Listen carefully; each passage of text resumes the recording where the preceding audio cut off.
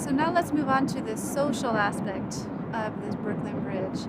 We'll look at the politics of corruption, in particular Boss Tweed, and the economics of construction, which Washington Roebling would have to deal with, both the economics but also the politics and the corruption. And then we see in the end, when the bridge is completed, a transformation of communities, Brooklyn and New York, two major cities with very large populations. To get a bridge built, you had to get political figures to back it up and to agree to do it. Boss Tweed essentially controlled New York City politics through bribes. He continued to siphon off money dedicated to the bridge in order to keep things straight with the political world in New York City, or at least keep things straight how he defined it as being straight. Eventually, Boss Tweed was caught and spent the rest of his time in jail. But in the meantime, Washington Roebling had to deal with this kind of corruption that was going on politically. To begin the construction of the Brookyln Bridge, the first thing that had to be done was launching the caissons. The caissons were the foundations for the towers of the Brookyln Bridge. And this was a massive wooden structure, underneath which workers would be digging out dirt to sink and lower deeper and deeper until that foundation, until that caisson hit bedrock. So if we look at an outline of the cross-section of this wooden caisson, you can see the scale of it because you can barely make out the little people that are inside of it. So from the outside, it looks like a solid wooden mass, but a cross-section of that caisson shows it's essentially an upside-down U where the tips are pointed so that it allows this to be dug deeper and deeper, digging down until, again, you reach bedrock. The caissons were a watertight structure used to build foundations of the towers, and as I said before, they were made of wood. The water would crush the caissons in if the air inside were not compressed. So there was this pressure that had to be built inside into the air that was proportional to the depth. The deeper that caisson went, the higher that pressure was. People needed to come up slowly to avoid getting what's called the bends or caissons disease, but at that time, no one understood that. So the workers that were working underneath this foundation inside the caissons were coming up too fast, and many of them were dying. The interior of the caisson was described by one of the workers, master mechanic E.F. Farrington, in this way. He said, quote, "Inside the caisson, everything wore an unreal, weird appearance. There was a confused sensation in the head. The pulse was at first accelerated, then sometimes fell below the normal rate. The voice sounded faint and natural, and it became a great effort to speak. What with the flaming lights, the deep shadows, the confusing noise of hammers, drills, and chains, the half-naked forms flitting about, with here and there a Sisyphus rolling his stone, one might, if of a poetic temperament, get a realizing sense of Dante's Inferno." On the Brookyln side, the caisson was launched in 1870 and filled in 1871, meaning in 1871, they hit bedrock at 44.5 feet, and then they filled it with concrete. On the New York side, the caisson was launched in 1871, and when they reached 45 feet, 50 feet, 60 feet, they still weren't reaching bedrock. So Washington Roebling had to make the difficult decision at 78.6 feet to stop digging and set that caisson there. So in 1872, the New York caisson was filled with concrete. The decision was difficult, but again, the deeper the caisson went, the more susceptible the workers were to caissons disease or the bends. So more people were getting ill or dying due to that. And today we know that decision was a correct one, that foundation and the tower remains strong. That same year that the New York caisson was filled, Washington Roebling becomes paralyzed with the caisson's disease. There was a fire in the caisson. He was there often, coming down, going up, and he eventually became paralyzed through that caisson's disease. So now the Brookyln Bridge is in a perilous situation. The towers aren't even completed, and we have the man with a vision, the designer of the bridge, John Roebling, this man of great emotional and physical strength, who dies in a freak accident because his toes got crushed. Then we have his son who takes over, who becomes paralyzed, and that means he can no longer be on the construction site and oversee the work of the bridge. So the question becomes, who's going to now direct the construction of the Brookyln Bridge?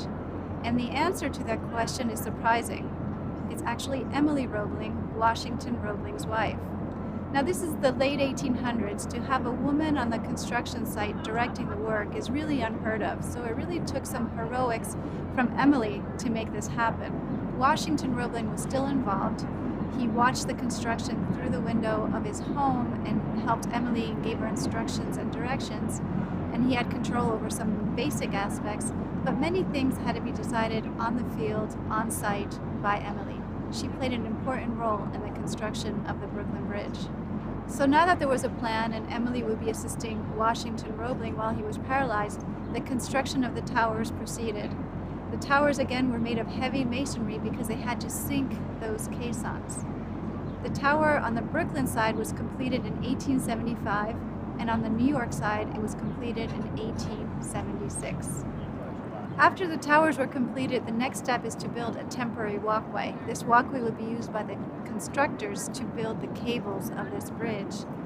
Now, this walkway was actually open to the public, and so anyone could cross over it. So many people would walk this walkway, which was actually quite dangerous, either to get across from Brookyln to New York or vice versa quickly, or just for the thrill of it. But then people started to faint, and they decided to close that walkway off to the general public. Once that temporary walkway was set, next was laying of the wires. So the wires were spun. It's called a spinning process that I'll describe shortly in a lecture to follow. And once those cables were spun in place, it was very hard to take it apart or take anything out. And this was relevant in the context of the story of the corruption that surrounded not only the politics of New York, but the construction of the Brookyln Bridge. When it came time to bid on who would provide the wires for the Brookyln Bridge, the obvious choice was Roebling's Wire Rope Manufacturing Company. However, one of the leading members of the commission, which was like a board of trustees for the bridge, objected to having Roebling provide the wires. He saw it as a conflict of interest. He saw it as Roebling being the chief engineer, and he would get part of the profit. Therefore, the Roebling Company should be barred from bidding on this project.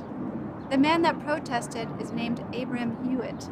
Roebling then sold his stock to satisfy Hewitt, but Hewitt was not satisfied.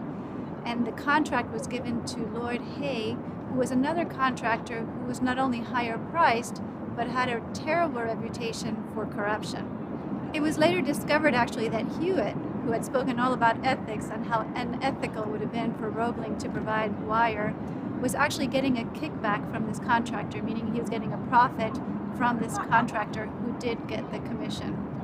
Hewitt goes on to become mayor of New York, and all this gets discovered later on, but Washington knew about this right away.